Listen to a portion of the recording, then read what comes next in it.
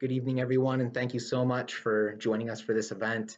Um, I think the last few months have been incredibly difficult for us in the Bay Area and for the nation as a whole.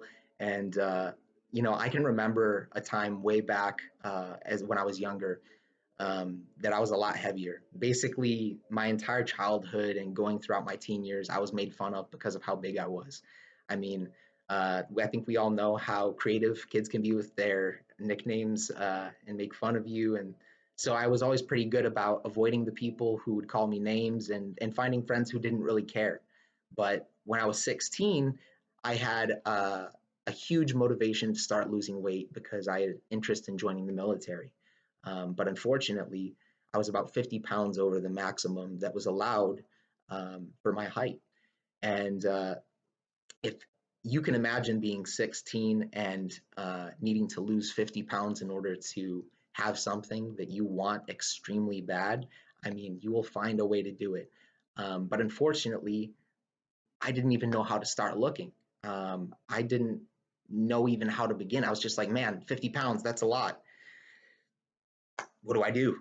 And fortunately, my parents knew that this was a goal of mine, and my dad offered to start running with me before school. And he said, you know what? Come run with me every morning before school. I'll go with you and I'll make you breakfast after. And of course, my dad knew how to get to me because I was a chunky kid. Breakfast, yeah, you got me. So uh, I started running every morning early before school. And I'm from New York, Buffalo in particular, so up by the Canadian border. And this is in March. So it's extremely cold. I can still remember the stinging in my lungs from the freezing cold of the air as you're trying to get a full breath in. I mean, it's impossible when you're overweight, you're running, you're in this cold air. But it got easier as I kept going. My dad would always just remind me, you know what? I know today was tough. I know you don't want to do this, but it gets easier every day. The work you put in today is going to make tomorrow easier. And he was right. And in addition to that, my parents gave me a support system. They really built up a quality community of people around me because um, every Sunday we would go to church. And fortunately, my friends there offered to start running with me after. So every Sunday, we'd have like half a dozen kids running around our neighborhood and doing push-ups in the front yard and screaming and yelling and just it was absolutely amazing to have this group of friends who wanted to just help me out for no other reason than they wanted to help me. And this went on for weeks and months, and I can actually remember the specific day that I hit my goal because I was on vacation.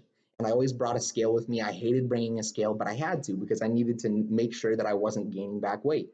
So I stepped on the scale one morning on vacation in the hotel room, and I remember seeing that number and being below the threshold that was required in order to enlist. And I was so happy. I ran to my family. I told them.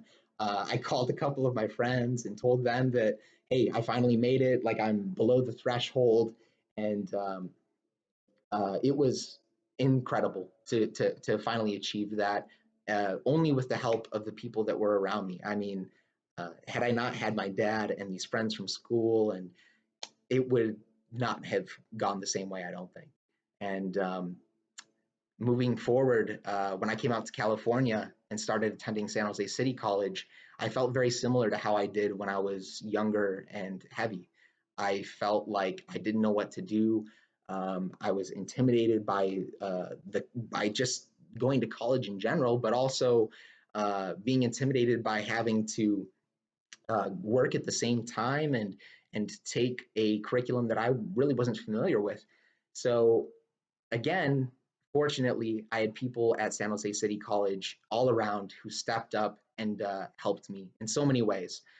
Dr. Baker, Mrs. G, Ziomara Martinez. There's so many people to thank, and I would love to go. I could literally name like 50 names right now of all the people who've helped me, but um, honestly, you know who you are. And if you are a student, you know just how amazing all the people in the different departments are and how helpful they are, how caring they are for each student that comes in.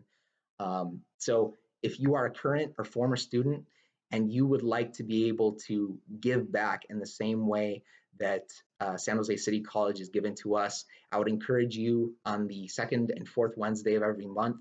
There's a food drive that San Jose City College has partnered with Second Harvest in order to give out food to the students of the school as well as the surrounding community. You can sign up as a volunteer and help give out those boxes of food. In addition, you can donate tonight, or you can, as a student, you can absolutely just give that support to someone who needs it. Be that person who gives the encouragement to the person who's struggling in class. Help them if you're able to.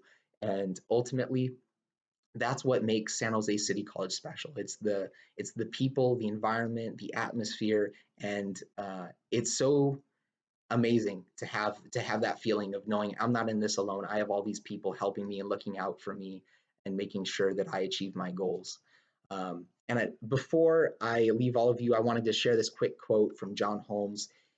He said, "There is no exercise better for the heart than reaching down and lifting people up." So, in this time of COVID, in this time of difficulty, being distanced from each other, being distanced from our jobs, from school, from everything, it's a time of learning for everyone. Um, Reach out and help the people around you. Give them that encouragement, because I guarantee you're going to find people who will do that for you. Thank you so much for allowing me to speak tonight, everyone. I hope you enjoy the rest of the speakers and stay safe.